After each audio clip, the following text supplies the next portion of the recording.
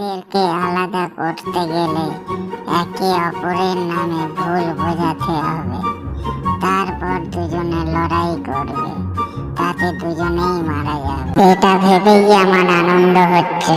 এরপর শিয়াল আনন্দে নাচতে শুরু করলো এবং বাঘিনীর সাথে দেখা করতে গেল।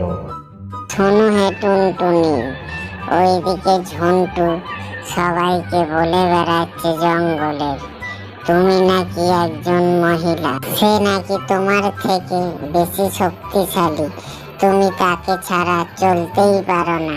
ঝন্টু আমার ছোটবেলার বন্ধু, সে এই ধরনের কথা বলতেই পারে না, এগুলো তোর বানানো কথা। তুই যদি মিথ্যা বলিস তাহলে তোকে আমি ছিঁড়ে খেয়ে নেব। আমি এখনই যাচ্ছি। চালাক শিয়ালের কথা শুনে